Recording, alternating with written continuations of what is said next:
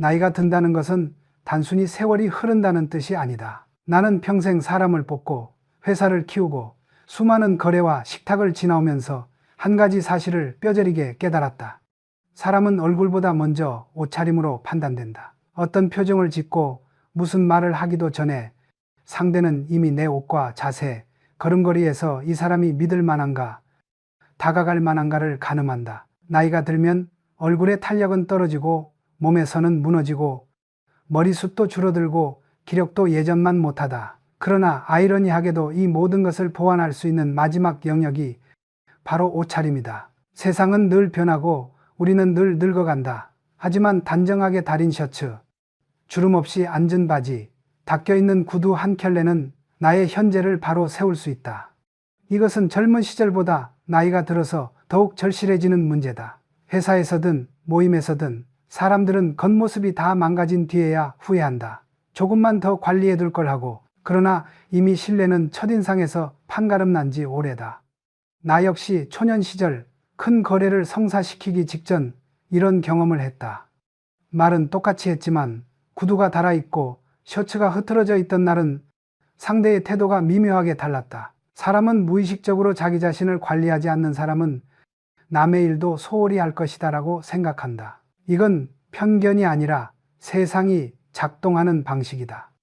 옷은 단순히 몸을 가리는 천이 아니다. 삶을 경영하는 태도다. 내가 늙어갈수록 옷차림이 더 중요해지는 이유도 여기에 있다. 젊을 때는 무모함과 에너지로 부족한 점을 덮을 수 있다. 하지만 나이가 들면 에너지보다 무게가 보인다. 그 무게는 결국 관리된 사람에게서 나온다. 건강이 무너져도 옷 하나는 깔끔히 갈아입을 수 있고, 기력이 약해져도 셔츠 하나는 다릴 수 있다. 이것은 누구나 할 수 있으면서도 아무나 하지 않는 일이다. 결국 나이 든 사람의 옷차림은 그 사람의 생활 방식, 절제력, 성실함, 정리의 습관, 마음가짐까지 드러낸다. 나는 그것을 평생 목격해왔다. 그리고 한 가지 결론에 도달했다. 옷차림은 마지막 남은 자기 경영 능력이다. 사업도, 인간관계도, 신뢰도 마찬가지다. 아무리 능력이 뛰어나도 스스로를 관리할 줄 모르면 사람들은 그를 경계한다. 반면 옷차림이 단정하면 그 단정함이 나를 대신해 말을 해준다. 이 사람은 자기 삶을 바로잡고 있다. 맡겨도 흔들리지 않을 것이다. 나이가 들어가는 지금 이 순간 우리는 더 이상 옷을 유행이나 허영으로 다뤄서는 안 된다. 옷은 나이와 함께 무너지는 여러 것들을 마지막으로 붙들어주는 기둥이다. 비싼 명품이 아니라 정갈하고 준비된 모습이 나를 보호하고 앞으로의 인생을 단단하게 만든다. 그것이 내가 평생 경험으로 얻은 첫 번째 진실이다. 사람은 말을 하기 전에도 이미 수많은 정보를 흘리고 있다. 나는 평생 사업을 하며 느꼈다. 세상에서 가장 많은 말을 하는 것은 입이 아니라 옷차림이다. 옷은 원단 한 장처럼 보이지만 그 안에는 그 사람의 지위, 현재의 마음가짐, 욕망, 역할, 책임감, 그리고 삶을 대하는 태도가 고스란히 담겨 있다. 우리는 흔히 저 사람은 왜 저렇게 차려입었을까? 혹은 저 사람은 왜 늘 후줄근할까라고 생각하지만 사실 대상은 옷이 아니라 그 사람이 어떤 삶을 살고 있는가에 대한 질문이다. 옷은 단순한 미적 선택이 아니다. 세상은 늘 바쁘고 사람은 상대를 오래 관찰할 여유가 없다. 그래서 옷은 가장 빠른 신호가 된다. 나는 회장으로 있으면서 수많은 임원 후보들을 보았다. 말투, 태도, 논리력도 중요하지만 그보다 먼저 눈에 들어오는 것이 있었다. 바로 그 사람이 자신의 삶을 어떻게 관리하고 있는가를 보여주는 옷의 디테일이다. 지나치게 화려한 옷은 자기 과실을 말하고 지나치게 무심한 옷은 자기 절제를 잃은 사람처럼 보인다. 옷은 과장도 변명도 할 수 없다. 있는 그대로 삶의 흔적을 드러낸다. 그래서 나는 젊은 직원들에게 늘 말했다. 옷은 통과 의례다. 단정한 옷차림은 상대의 시간을 낭비하지 않겠다는 약속이다. 실제로 어떤 사람은 겉보기에는 조용한데 작은 액세서리 하나로 자기 성향을 분명히 드러낸다. 또 어떤 사람은 고급 브랜드를 걸쳤지만 정작 옷을 다림질하지 않아 오히려 산만하고 불안한 인상을 준다. 결국 중요한 것은 가격이 아니라 정리된 태도, 절도 있는 선택, 상황을 이해하는 눈이다. 옷은 자신을 포장하는 것이 아니라 자신을 설명하는 행위다. 옷을 어떻게 입느냐는 나는 지금 어떤 마음으로 이 자리에 왔다 라는 무언의 서약이다. 나는 그 점을 누구보다 많이 보아왔다. 큰 계약을 앞둔 날 상대가 차려입고 나오는지 무심하게 나오는지는 이미 협상을 절반 이상 말해준다. 왜냐하면 옷은 그 사람의 집중도와 의지를 그대로 보여주기 때문이다. 당신이 깔끔한 셔츠를 입고 상대 앞에 섰다면 그 셔츠는 이렇게 말해준다. 나는 이 만남을 준비해왔다. 반대로 구겨진 셔츠는 이렇게 말한다. 나는 내 삶과 이 상황을 깊이 책임지려 하지 않는다. 옷차림은 곧 삶을 바라보는 초점, 스스로를 대하는 방식이다. 나는 살아오며 깨달았다. 옷은 사람의 재산 수준보다 인간의 수준을 더 정확하게 드러낸다. 과하지 않지만 정갈하고, 화려하지 않지만 깔끔하고, 남의 시선을 의식하지 않되 최소한의 예의를 갖춘 사람. 나는 그런 사람을 신뢰했다. 그리고 경험상 그들은 실제로 문제를 풀고 책임을 질 줄 아는 사람들이었다. 결국 옷은 보여주기가 아니라 신뢰를 쌓는 방식이며 단 한 번의 만남에서도 상대를 내 편으로 만들 수 있는 가장 빠른 언어다. 이것이 내가 말하는 옷의 힘, 그리고 어른의 옷차림이 갖춰야 할 진짜 의미다. 부자와 가난한 사람의 차이는 돈에 많고 적음보다 관리의 태도에서 먼저 갈린다. 나는 평생 기업을 운영하며 수없이 많은 사람을 관찰했다. 명품을 걸친 사람도 보았고 소박한 옷을 입은 사람도 보았다. 그러나 세월이 흐르면서 분명히 드러나는 사실이 하나 있었다. 부자는 브랜드보다 관리된 상태를 먼저 본다. 깨끗하게 다려진 셔츠, 윤이 나는 구두, 올이 나가지 않은 니트, 사이즈가 맞는 재킷. 이것이야말로 그 사람의 절제력과 꾸준함을 가장 정확하게 보여주는 지표다. 명품을 산다고 품격이 생기는 것이 아니다. 품격은 관리하는 습관에서 생긴다. 나는 젊은 시절부터 직원들에게 이런 말을 자주 했다. 구두는 말보다 많은 것을 말한다. 달아해진 굽은 무질서한 삶을 보여주고 반대로 매일 닦인 구두는 아무 말 없이도 이 사람은 자신을 정리하고 하루를 준비한다는 신뢰를 준다. 요즘은 소비가 쉬워졌고 유행은 더 빠르게 돌고 옷은 흔하게 버려진다. 그러나 버려진 옷이 어디로 가는가? 아프리카의 들판과 강가의 산처럼 쌓인다. 나는 이것을 보며 느꼈다. 옷을 많이 사는 것이 부자가 아니라 오래 입을 수 있도록 몸과 삶을 관리하는 사람이 진짜 부자다. 배우 박영규가 오래된 양복을 반복해서 깔끔하게 입을 수 있는 이유는 단순히 절약의 문제가 아니다. 그는 자신을 관리해 왔기 때문이다. 체형을 유지하고 몸을 돌보고 옷을 존중하니 같은 옷도 늘 새 옷처럼 보인다. 이것이 부자들의 사고방식이다. 새 것을 사기보다 있던 것을 관리할 줄 아는 능력. 나는 회사 임원들을 볼 때도 이 점을 가장 먼저 살폈다. 비싼 브랜드로 몸을 감싸는 사람보다 몇 년을 입어도 정갈한 옷 한 벌을 유지하는 사람이 훨씬 신뢰가 갔다. 왜냐하면 그들은 돈을 써서 체면을 만드는 것이 아니라 시간과 습관을 써서 품격을 만들기 때문이다. 사람은 나이가 들수록 예쁘게 꾸미기는 어렵다. 얼굴은 주름지고 몸은 무너지고 기력도 빠진다. 그러나 그럼에도 단정함만은 스스로 지킬 수 있다. 세탁된 옷, 다려진 셔츠, 맞는 사이즈의 바지, 정돈된 헤어. 이 네 가지는 값비싼 사치가 아니라 자신을 존중하는 기본이다. 나는 이 기본을 지키는 사람에게서 언제나 안정감과 집중력을 느꼈다. 그들은 삶을 대충 살지 않는다. 계획을 세우고 우선순위를 알고 불필요한 과음을 하지 않고 충동적인 소비도 하지 않는다. 그런 태도가 옷에서 드러난다. 그래서 부자들은 옷을 보며 말한다. 저 사람은 자기 삶을 관리할 줄 아는군. 결국 옷차림의 핵심은 가격이 아니라 생활 관리의 정확도 그리고 자기 통제력의 깊이다. 잘 정리된 옷은 그 사람의 정신을 보여준다. 나이 들수록 옷은 허영의 수단이 아니라 삶의 자세를 증명하는 마지막 신뢰 장치가 된다. 이것이 내가 평생 경영 속에서 배운 세 번째 진실이다. 요즘 세상은 자유를 말한다. 각자 자기 방식대로 입고 자기 취향대로 살고 남의 시선을 개의치 않는 것이 당연한 문화가 되었다. 나는 이러한 흐름을 충분히 이해한다. 시대는 변하고 사람들은 더 편안하게, 더 솔직하게 자신을 드러내고 싶어 한다. 하지만 나는 한 가지를 분명히 말하고 싶다. 자유로운 시대일수록 기본적인 격식은 더 큰 힘을 가진다. 자유는 무질서를 의미하는 것이 아니다. 자유는 오히려 스스로를 단정하게 세워둘 수 있을 때 완성된다. 어릴 때는 캐주얼을 실험하고 극단적인 패션을 경험하며 자신을 찾을 수 있다.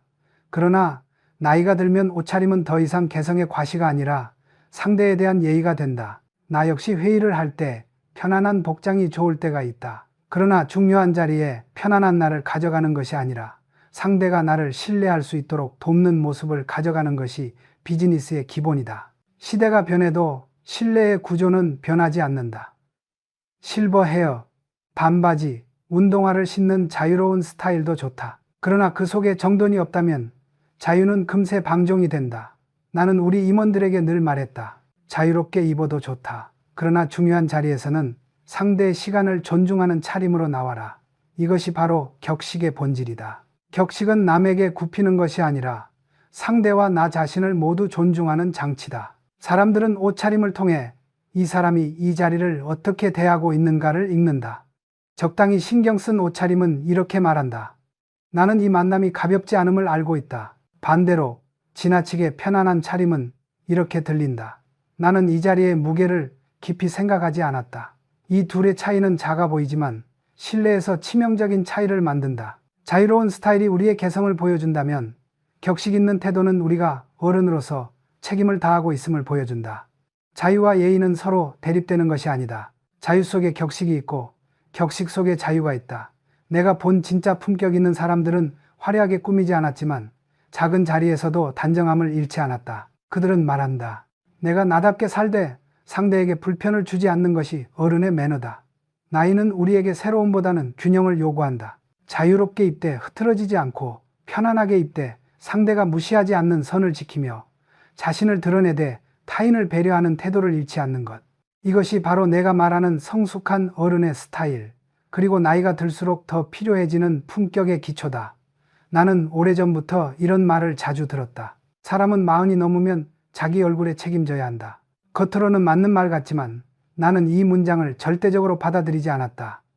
얼굴은 단순한 표정의 결과가 아니다. 타고난 골격, 유전, 살아온 환경, 병력, 수면 자세, 스트레스의 양, 감정, 습관까지 온갖 요소가 얽혀 만들어진 하나의 역사다. 그러나 그럼에도 불구하고 나는 분명히 느껴왔다. 표정은 그 사람의 사고방식과 태도가 장기간 쌓여 만들어진다. 걱정이 많은 사람은 이마가 굽고 남을 의심하는 사람은 눈가에 경계의 주름이 생기며 감사와 여유가 있는 사람은 입꼬리에 부드러운 선이 자리 잡는다. 이것은 내 판단이 아니라 수십 년 동안 사람을 뽑고 회의를 하고 협상을 하며 눈으로 직접 확인한 사실이다.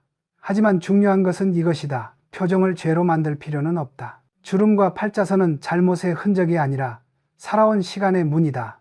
오히려 문제는 표정을 숨기기 위해 무리하게 좋은 얼굴을 연기하는 사람들이다. 나는 그런 모습을 볼 때마다 안타까움을 느꼈다. 얼굴을 꾸며내는 것은 오래 갈 수 없다. 그보다는 자기 얼굴을 있는 그대로 받아들이고 그 위에 단정한 표정과 절제된 감정 습관을 쌓아가는 것이 훨씬 강한 힘을 가진다.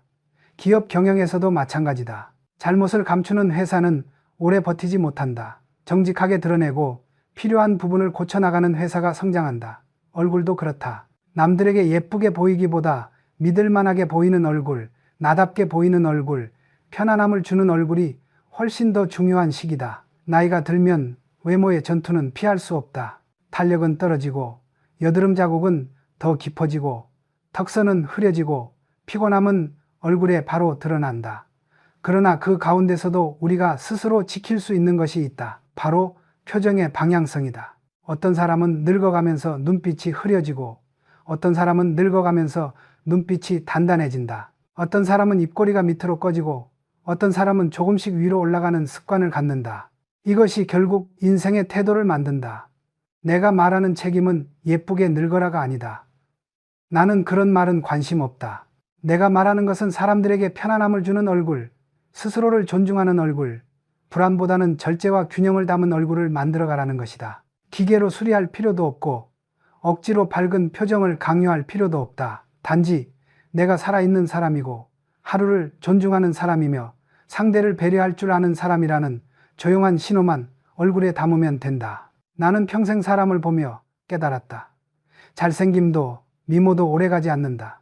그러나 품이 있는 표정, 절제된 눈빛, 안정된 인상은 나이가 들어도 오래간다. 그것이 결국 관계를 만들고 신뢰를 만들고 기회를 끌어온다.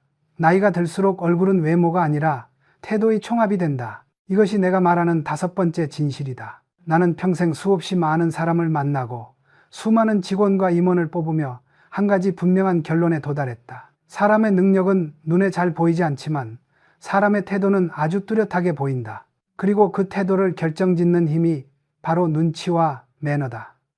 우리는 흔히 눈치를 부정적으로 말한다. 하지만 내가 말하는 눈치는 비굴함이 아니라 상황을 읽는 힘, 흐름을 감지하는 능력, 상대의 감정을 존중하는 예민함이다. 이런 감각은 공부로만 얻을 수 있는 것이 아니다. 살면서 익히고 실수하면서 배우고 남의 마음을 헤아리려는 노력을 오래 반복할 때 비로소 자리 잡는다. 나는 회사에서 이런 사람을 자주 보았다. 머리는 좋고 성과도 나쁘지 않은데 이상하게도 사람들에게 신뢰를 얻지 못하는 직원. 그 이유는 대부분 하나였다. 모르면 가만히 있어야 할 때 떠들고, 조용히 받아들여야 할 때 반박하고, 농담해야 할 때 진지해지고, 진지해야 할 때 가벼워지는 사람. 이런 사람들은 조직에서 오래가지 못한다. 업무 능력 때문에 문제가 생기는 것이 아니라 눈치 부족으로 관계가 틀어져서 회사를 떠나는 경우가 훨씬 많았다.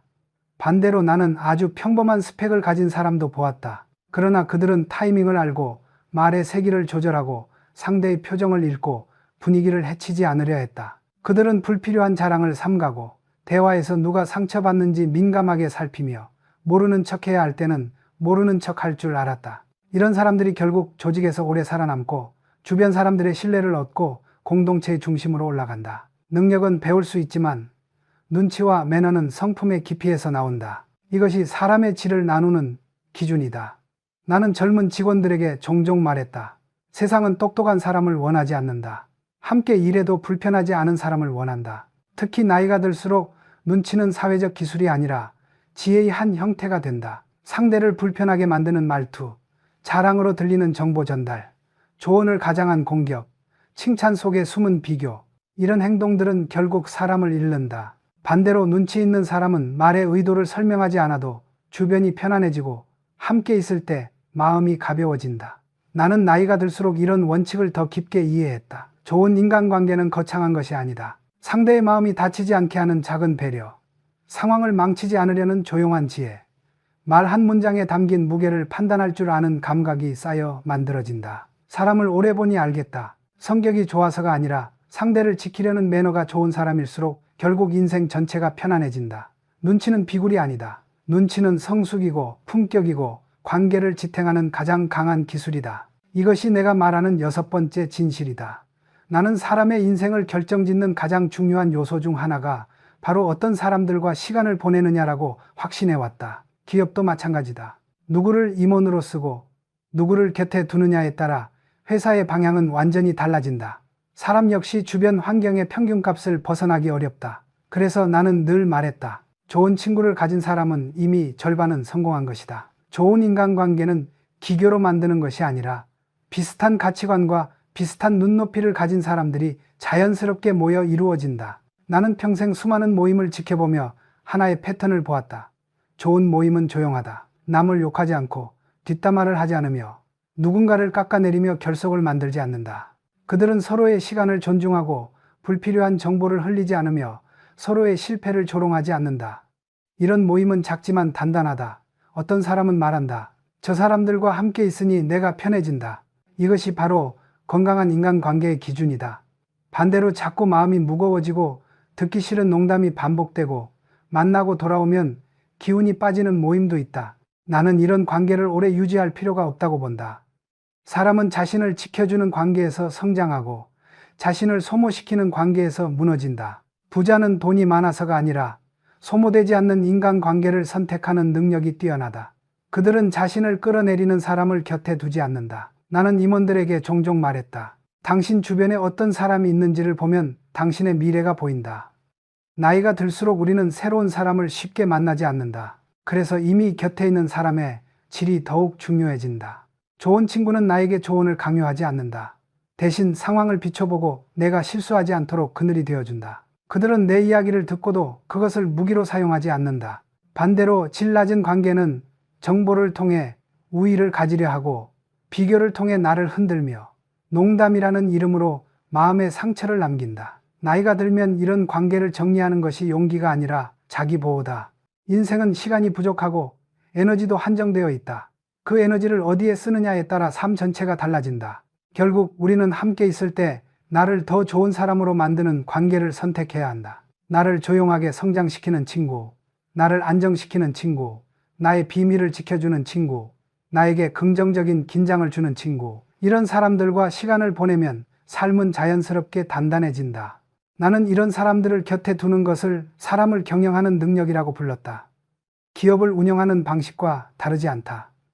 누구와 함께 하느냐가 곧 미래다. 이것이 내가 말하는 7번째 진실이다. 결혼은 사랑이라는 이름으로 시작하지만 시간이 지나면 단순한 감정이 아니라 두 사람이 함께 경영해야 하는 가장 복잡한 공동사업이 된다. 나는 평생 회사를 운영하며 수많은 합병과 파트너십을 보아왔다. 그 과정은 언제나 어렵고 때로는 고통스럽고 때때로 큰 희생을 요구한다. 그런데 세상에서 가장 어려운 통합은 기업 간의 합병이 아니라 두 사람의 인생이 하나의 흐름을 만들어가는 결혼이다. 결혼은 단순히 함께 사는 것이 아니다.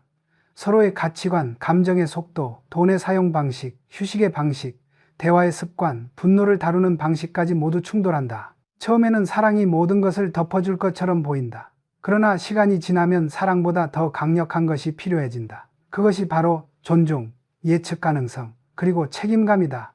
나는 젊은 직원들이 결혼을 고민할 때 종종 이렇게 말했다. 배우자는 너의 인생에서 가장 중요한 동업자다. 그와 함께하면 성장하고 그와 함께하면 무너질 수도 있다. 부부는 서로의 삶에서 가장 많은 영향을 주고받는다. 회사에서 아무리 큰 성과를 내도 집이 지옥 같으면 마음이 흔들리고 집중력이 무너진다. 반대로 집이 안정되면 어떤 위기가 와도 버티는 힘이 생긴다. 나는 많은 임원들을 보며 이 사실을 명확히 깨달았다.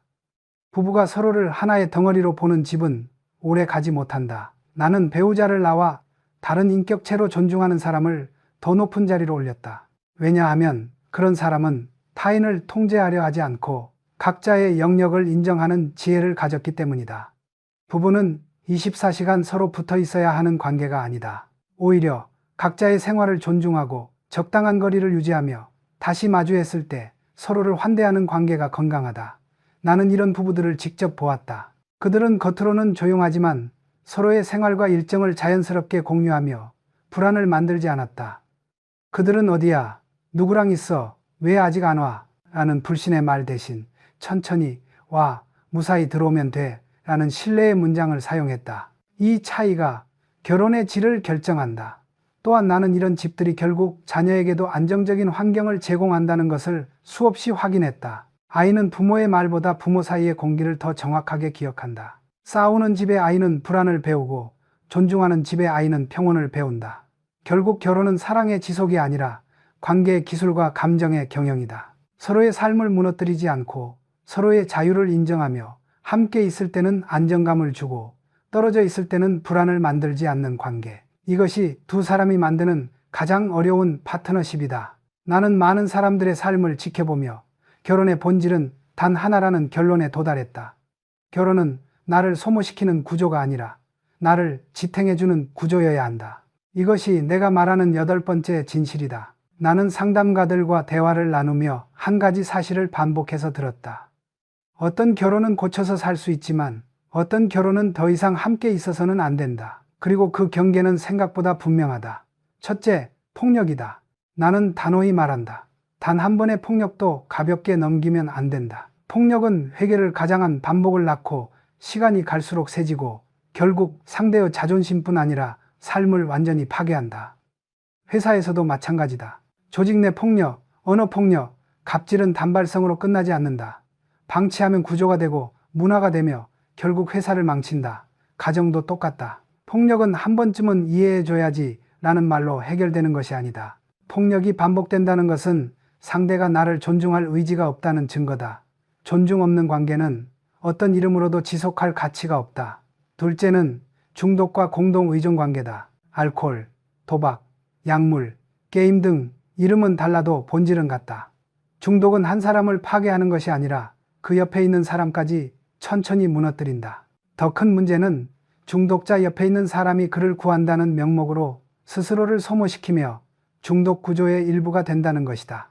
나는 이런 사람을 수없이 보았다. 그 사람 없으면 나는 무너진다라고 말하는데 사실은 그 사람이 있기 때문에 무너지고 있었다. 사랑이 아니라 의존이고 헌신이 아니라 파괴에 가까운 희생이다. 중독과 공동의존이 결합하면 부부는 서로를 끌어올리기는커녕 함께 수렁으로 떨어진다. 나는 냉정하게 말한다. 이런 관계는 함께 있을수록 더 나빠진다. 구해야 할 것은 배우자가 아니라 나 자신이다. 세상은 결혼을 쉽게 깨지 말라고 말한다. 그러나 나는 다르게 본다. 어떤 관계는 끝내야 서로가 산다. 폭력은 사람을 바꾸지 않는다. 중독도 상대의 희생만으로는 절대 고쳐지지 않는다. 나는 기업에서 위기를 다룰 때도 같은 원칙을 적용했다. 문제가 고쳐질 수 있는 구조인지 아니면 구조 자체가 사람을 파괴하는지 판단해야 한다. 가정도 구조다. 구조가 무너지면 안에 있는 모든 사람이 다친다. 폭력과 중독은 그 구조를 송두리째 무너뜨리는 두 가지 신호다. 나는 젊은 직원들에게 이렇게 말한 적이 있다. 관계는 버티는 것이 미덕이 아니다. 버틸 가치가 있는 관계만 버티는 것이 지혜다. 결혼은 노력해서 지킬 수 있다. 그러나 폭력과 중독이 반복되는 결혼은 노력해서 지키는 것이 아니라 용기 내어 나와야 하는 결혼이다. 우리는 나이가 들수록 관계의 본질을 더 명확히 보게 된다. 사랑이 사라져서 끝나는 결혼보다 존중이 사라져 끝나는 결혼이 훨씬 많다. 존중이 사라진 관계는 이미 관계가 아니다. 그것은 한 사람의 삶을 천천히 잠식하는 구조일 뿐이다. 나는 많은 사람의 삶을 지켜보며 이 결론에 도달했다. 모든 결혼을 지켜야 하는 것이 아니다. 나를 파괴하는 결혼에서 벗어나는 것도 하나의 용기다. 이것이 내가 말하는 9번째 진실이다. 나는 평생을 기업에서 사람을 보고 가정을 가진 임원들을 가까이에서 지켜보며 하나의 분명한 결론에 도달했다. 좋은 부부는 특별한 기술로 사는 것이 아니라 기본을 지키는 힘으로 산다. 그리고 그 기본은 아주 단순하지만 대부분의 사람들이 지키지 못하는 것들이다. 첫째는 존중이다. 존중은 말로 있는 척하는 공손이 아니다. 상대를 나와 독립된 인격으로 인정하고 배우자를 자신의 일부나 관리해야 할 상대로 보지 않는 태도다. 나는 부부 사이에서 존중이 사라지는 순간 관계는 이미 반쯤 무너졌다고 본다. 회사에서도 누군가를 존중하지 않는 임원은 끝내 사람을 잃었고 가정에서도 마찬가지였다. 둘째는 예측 가능성이다. 예측 가능성은 배우자의 일거수일투족을 보고하라는 뜻이 아니다. 오히려 그 반대다. 상대를 불안하게 만들지 않는 일관성을 갖추라는 것이다. 나는 집에 늦게 들어간 임원에게 이렇게 말하곤 했다. 늦는 건 문제가 아니다. 문제는 상대에게 불안을 남기는 것이다. 배우자가 어디에 있고 누구와 있고 무엇을 하고 있는지를 알 필요는 없다. 그러나 적어도 나는 당신을 불안하게 만들 사람이 아니다라는 신뢰의 장치는 반드시 있어야 한다. 이것이 관계의 힘이다. 셋째는 각자의 영역을 존중하는 습관이다. 어떤 부부는 하루 종일 붙어 다니며 서로를 감시하듯 살고 또 어떤 부부는 각자만의 세계를 지나치게 강조해 소통이 끊어진다. 나는 둘 다 건강하지 않다고 본다. 좋은 부부는 서로의 일과 취미를 인정하고 떨어져 있는 시간을 자연스럽게 받아들이며 다시 마주했을 때 서로에게 편안함을 준다. 나이가 들수록 부부에게 필요한 것은 함께하는 시간의 양이 아니라 함께하는 시간의 질이다. 나는 회장 시절 수많은 임원 부부를 보며 이 사실을 더욱 확신하게 되었다. 밖에서 배우자를 헐뜯는 사람은 집에서도 그 사람을 보호하지 않는다. 반대로 밖에서 배우자를 칭찬하는 사람은 집에서도 상대를 존중한다. 결혼 생활이 안정적인 사람은 회사에서도 안정적이고 위기에 흔들리지 않으며 결정이 단단했다. 가정이 불안한 사람은 중요한 순간에 판단이 흐려지고 작은 자극에도 감정이 흔들렸다. 이것은 우연이 아니다. 가정의 질은 그 사람의 정신적 중심을 결정한다. 또한 나는 부부가 서로에게 하는 작은 언어가 관계의 분위기를 완전히 바꾸는 것을 보았다. 왜 이제 와? 라는 말은 의심을 키우고 들어와서 다행이야 라는 말은 신뢰를 키운다. 단 두 문장인데 삶의 선택이 달라진다. 부부는 서로에게 가장 많은 상처를 줄 수 있는 존재이지만 동시에 가장 큰 안정도 줄 수 있는 존재다. 결국 결혼은 감정을 소비하는 관계가 아니라 감정을 관리하는 관계, 신뢰를 축적하는 관계여야 한다. 나는 많은 부부를 보며 이런 결론을 얻었다. 좋은 부부는 서로를 통제하지 않는다. 대신 서로를 안심시키고 존중하며 매일 조금씩 신뢰를 쌓는다. 이것이 내가 말하는 10번째 진실이다. 나는 기업을 운영하며 위기관리의 핵심이 무엇인지 늘 생각해왔다. 작은 신호를 읽어내고 문제가 커지기 전에 구조를 조정하는 것. 부부 관계도 똑같다. 두 사람이 함께 사는 동안에는 반드시 건드리면 폭발하는 발작 버튼이 있고 반대로 건드리면 마음이 풀리는 안심 버튼이 있다. 그러나 대부분의 부부는 이 두 가지를 정확히 알지 못한 채 서로에게 상처를 준다. 나는 수많은 사람들의 이야기를 들으며 한 가지 패턴을 보았다. 사람들은 내 마음을 알아달라고 말하지만 정작 자신의 마음이 무엇인지 구체적으로 설명하지 않는다. 그래서 상대는 상상을 하고 그 상상은 대부분 빗나간다. 조직에서도 동일하다. 상사가 무엇을 싫어하는지, 팀이 무엇에 불안을 느끼는지 명확히 말하지 않으면 오해가 생긴다. 관계가 망가지는 것은 능력 부족이 아니라 명확하지 않은 신호 때문이다. 부부도 마찬가지다. 발작 버튼은 대단한 것이 아니다. 어떤 사람은 목소리가 커지면 무조건 방어적으로 변한다. 어떤 사람은 지적을 들으면 사랑받지 못한다는 느낌을 받는다. 또 어떤 사람은 한마디의 비난도 깊은 상처가 된다. 이런 정보는 숨겨놓으면 상대가 절대 맞출 수 없다. 그러나 알려주기만 하면 갈등의 절반은 사라진다. 나는 많은 커플이 이렇게 말하는 것을 들었다. 말하지 않아도 알겠지. 그러나 인간은 말하지 않으면 알 수 없다. 우리는 신이 아니라 경험과 추측에 기대어 살아가는 존재다. 안심 버튼도 마찬가지다.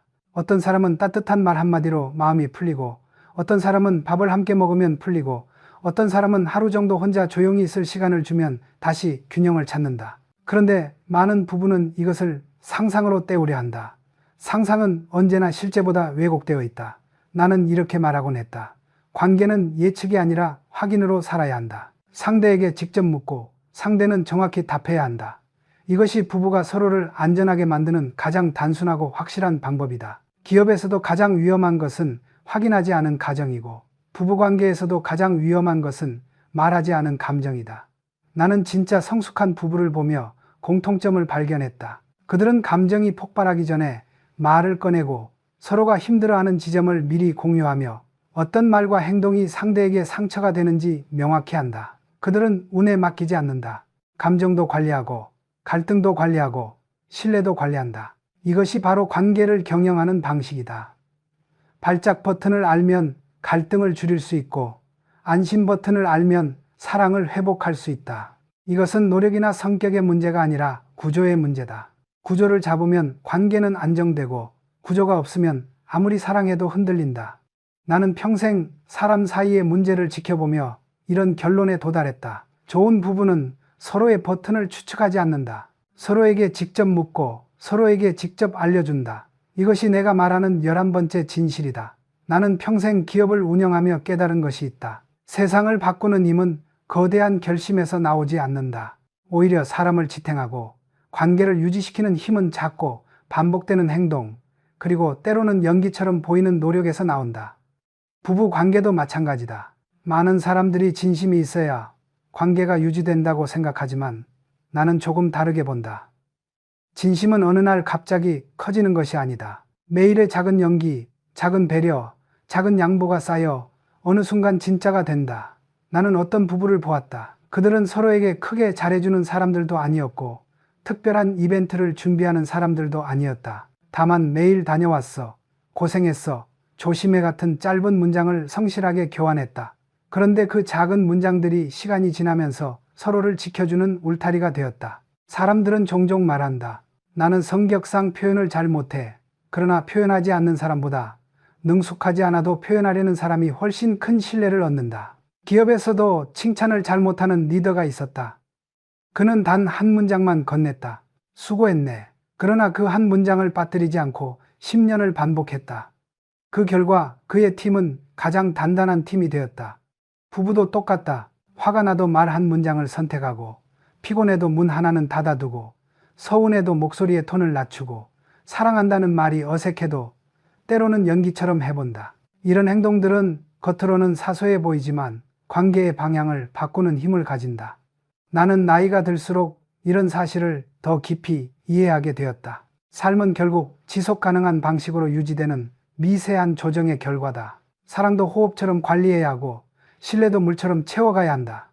연기는 거짓이 아니다. 상대를 향한 존중과 배려를 행동으로 먼저 보여주고 감정은 서서히 그 행동을 따라간다. 이것이 인간관계가 작동하는 방식이다. 나이가 들면은 외모가 젊어지지 않듯 관계도 노력 없이 좋아지지 않는다. 그러나 작은 연기 하나, 작은 예의 하나, 작은 친절 하나는 관계를 다시 따뜻하게 만든다. 나는 많은 사람들을 보며 깨달았다. 관계의 온도는 큰 사건이 아니라 작은 습관으로 결정된다. 서로를 향해 더 많이 웃고, 더 부드럽게 말하고, 더 천천히 반응하고, 더 자주 고마움을 표현하는 것.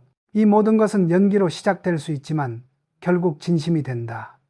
나는 이것을 인생 후반부의 가장 큰 지혜라고 본다. 어른이 된다는 것은 화가 난다고 소리치는 사람이 아니라 화가 나도 목소리를 낮출 줄 아는 사람이고 서운해도 상대를 배려할 공간을 남겨두는 사람이다. 행복한 관계는 운이 아니라 태도의 누적치다. 나는 이 사실을 직접 확인하며 살았다. 결혼이든 인간관계든 결국 우리를 지켜주는 것은 화려한 사랑이 아니라 매일 조금씩 예의를 지켜가는 태도다. 이것이 내가 말하는 12번째 진실이자 관계를 오래가게 하는 마지막 원칙이다.